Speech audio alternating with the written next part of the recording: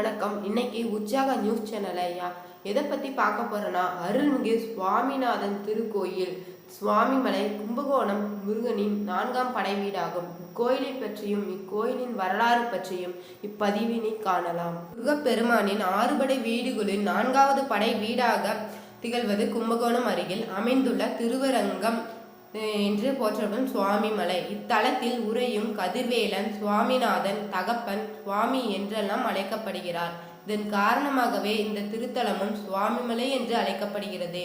மூலவர் சுவாமிநாதர் சுப்பையா, தாயார் வள்ளி தெய்வானை, தலவிருஷம் நெல்லிமரம், தீர்த்தம் குமராதாரை தீர்த்தம், சரவண தீர்த்தம், நேந்திரகுலம், பிரம்ம தீர்த்தம். புராண பெயர் திருவரங்கு. தமிழ்நாடு மாநிலத்தின் தஞ்சாவூர் மாவட்டம் கும்பகோணத்திற்கு வடகிழக்கின் 6 கிலோமீட்டர் தொலைவில் காவேரி ஆற்றின் கரையில் அமைந்துள்ளது. இக்கோயிலின் மீனாட்சி சுந்தரேஸ்வர எழுந்தருளுள்ளதால் சுந்தரேஸ்வர சுவாமி கோயில் என்றும் இக்கோயிலை அழைப்பார். முருகப்பெருமான் இக்கோயிலின் தகப்பன் சுவாமி என புகழ் பெற்று காணப்படுகிறார். குருவாகி இருந்து அருளியதால் குருமலை என்றும், கந்தசாலம் சிவகிரி சிவமலை என்றும் அழைக்கப்படுகிறது. இக்கோயிலின் மற்றொரு பெயர் திருவரங்கம் என அழைக்கப்படுகிறது. இறைவன் இங்கு சுவாமிநாதனாக இருப்பதனால் சுவாமிமலை என்றும் நிலை பெற்று விட்டது. இங்கு 6 படை வீடுகளில் இதுவும் ஒன்றாகும். தாளமும் சாந்தமும் நிறைந்த மெய்ப்பொருட்துறை பாடல்கள் இயற்றிய பல நூல்களை படைத்த அருணகிரிநாதர் மற்றும் நக்கீரர் இவ்வூரில் உள்ள முருகனை பாடிய பாடல்கள் திருப்புகழின் 4ஆம் திருமுறையில் உள்ளன. காட்டு மலையாக அமைந்துள்ள குன்றின் மீது இக்கோயில் அமைந்துள்ளது. இது 5 நிலையுடன் கூடிய ராஜகோபுரம் தெற்கு நோக்கியுள்ளது. இத்தலத்தின் தலமரம் நெல்லிமரம். முருகன் சன்னதிக்கு செல்ல தமிழ் ஆண்டுகள் 6 பதை குறிக்கும் 60 படிகளில் ஏறி செல்ல வேண்டும். மகா மண்டபத்தின் கொடிமரத்தின் அருகே கண் கொடுத்த விநாயகரான நேந்திர விநாயகர் உள்ளார். உள் சுவற்றின் தல விநாயகர் வள்ளி தெய்வானியுடன் சுப்பிரமணியர், சரஸ்வதி, நாரதர், வீரபாகு, அகத்தியர், அருணகிரிநாதர் ஆகியோர் சிலைகள் உள்ளன. சுவாமிநாத சுவாமியின் சன்னதிக்கு எதிராக மயிலுக்கு பதிலாக யானை வாகனம் உள்ளது. இது இந்திரன் அளித்ததாகும். கருவறையில் முருகன் வலது கரத்தின் தண்டம் ஏந்தியபடி ஊரு முத்துரையின் நின்ற நிலையில் அருள் பாலிக்கிறார். கும்பகோணம் சப்தஸ்தனத்தில் இத்தலமும் ஒன்று. சப்தஸ்தனங்கள் என அழைக்கப்படும் கும்பகோணம் ஆதி கும்பேஸ்வரர் கோயில், திருக்கலநாய நல்லூர் அமிர்தக கலசநாதர் கோயில், தாராசுரம் ஆத்மநாத சுவாமி கோயில், திருவலஞ்சுழி கபர்த்தீஸ்வரர் கோயில், கொண்டையூர் கோடீஸ்வரர் கோயில், மேலகாவேரி கைலாசநாதர் கோயில் மற்றும் சுவாமிமலை சுந்தரேஸ்வர சுவாமி கோயில் ஆகிய 7 ஊர்களில் நடக்கும் 7 திருவிழாவின் கும்பகோணம் முதலிடத்தை பெறுகிறது. கோயிலுக்கு அருகே உள்ள மற்றொரு முருகன் கோயில் ஏராகரம் கந்தநாத சுவாமி கோயிலாகும். கும்பகோணத்திலிருந்து சுவாமிமலை செல்லும் பாதையின் முப்பக்கோயிலிருந்து பிரியும் சாலையின் அசூர் வாய்க்காலுக்கு மேற்புறம் ஏராகம் சுவாமிநாத கோயில் அமைந்துள்ளது. 2015ஆம் ஆண்டு செப்டம்பர் 9ஆம் நாளன்று காலையில் இக்கோயிலின் ராஜகோபுரம், மூலவர் விமானம், சுவாமி அம்பாள் விமானம் மற்றும் பரிவார தெய்வ விமானங்களுக்கு குடமுழுக்கும் நடைபெற்றது. இக்கோயிலை பற்றி என்ன சொல்றாங்கன்னா, பிராந்திய இந்து புராணத்தின்படி சிருஷ்டியின் இந்து கடவுளான பிரம்மன் சிவனின் இருப்பிடமான கைலாச மலைக்கு செல்லும் போது முருகனை அவமரியாதை செய்தார். குழந்தை முருகன் பிரம்மா மீது கோபம் கொண்டு உயிர்களை எப்படி படைத்தார் என்று கேட்டார்.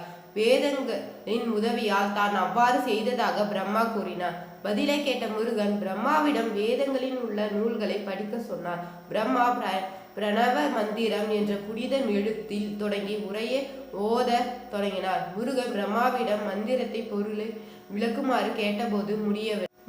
முருகன் தன் முஷ்டிகளால் பிரம்மாவின் நெற்றியின் தட்டி சிறை தண்டனை விதித்தார். படைப்பாளியின் பாத்திரத்தை முருகன் ஏற்றார். பிரம்மா இல்லாததால் தேவர்கள் ஆச்சரியமடைந்தனர். மேலும் பிரம்மாவை விடுவிக்க முருகனிடம் பேச்சுவார்த்தை நடத்த விஷ்ணுவிடம் கோரிக்கை விடுத்தனர். விஷ்ணுவால் உதவ முடியவில்லை. கடைசி முயற்சியாக சிவன் பிரம்மாவை காப்பாற்ற சொன்னார். சிவன் முருகனிடம் வந்து பிரம்மாவை சிறையில் இருந்து விடுவிக்குமாறு வேண்டினார். ஓம் மந்திரத்தின் அர்த்தம் பிரம்மாவுக்கு தெரியாது என்று கூறி அவரை விடுவிக்க முருகன் மறுத்துவிட்டார். சிவன் முருகனிடம் பொருள் விளக்கம் கேட்க பிந்தையவர் அவ்வாறே செய்தார். சிவன் ஓர் ஆசிரியரிடம் மாணவனை போல நடந்து கொண்டார். தனது மகனின் கவனத்துடன் கேட்டு முருகனுக்கு சுவாமிநாத சுவாமி என்று பெயர் வைத்தார். இந்த பெயரின் பொருள் சிவனின் ஆசிரியர் என்பதாகும். புராணத்தின்படி மகன் முருகனின் சன்னதி மலையின் மேல் உள்ளது. அதே சமயம் தந்தை சிவனின் சன்னதி அடித்தளத்தில் அமைந்துள்ளது. கந்த புராணத்தின்படி ஒருமுறை அனைத்து முனிவர்களும் தேவர்களும் சிவன் பார்வதியின் திருமணத்தை காண கைலாசத்துக்கு கூடினர். இதன் விளைவாக பூமி ஒரு திசையில் சாய்ந்தது. சிவன் அகஸ்திய முனிவரிடம் சாய்வை சமன் செய்ய தெற்கு நோக்கி செல்லுமாறு கூறினார். அகஸ்தியர் எட்டும்பாய் என்ற அரக்கனை தனது தோளில் சுமந்து தென் திசையில் வைப்பதற்காக அமர்ந்தினார்.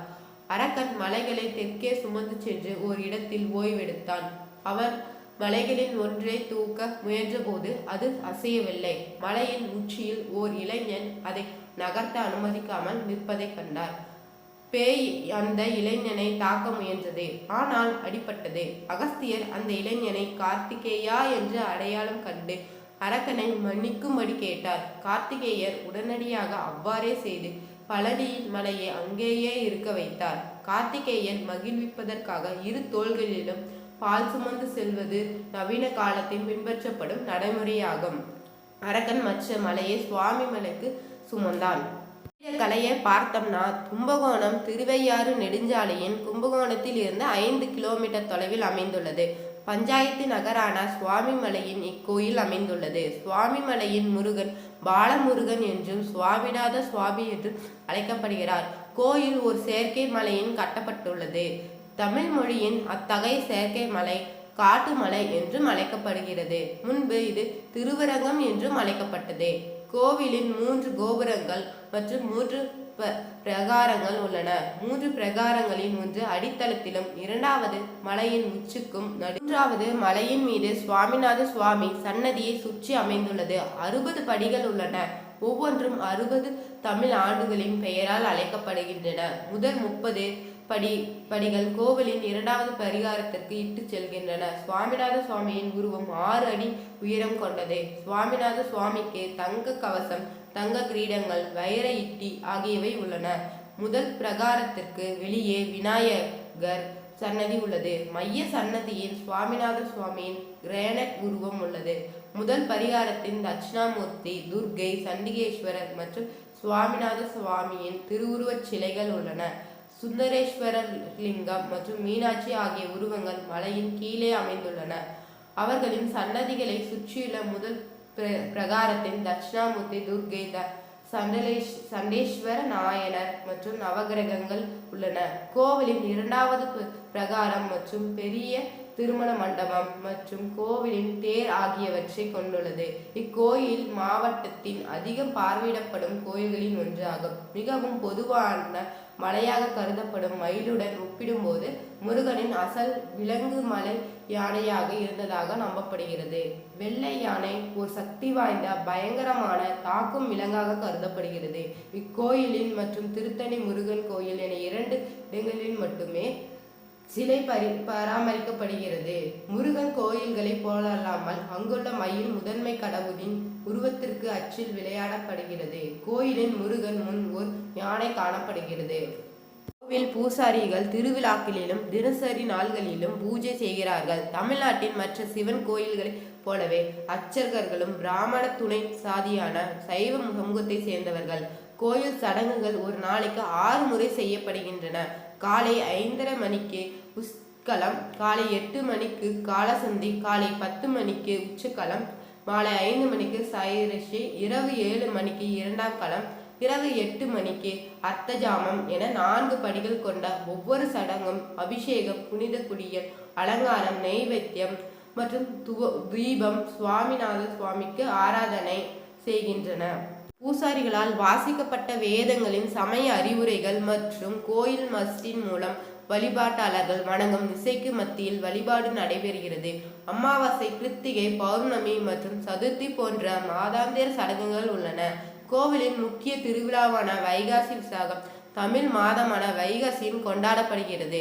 இந்து புராணத்தின்படி விசாக நட்சத்திர நாளில் வான தெய்வமான இந்திரன் சுப்பிரமணிய சுவாமியை வணங்கி அரிகேசா என்ற அரக்கனை தோற்கடிக்க வலிமை பெற்றார்.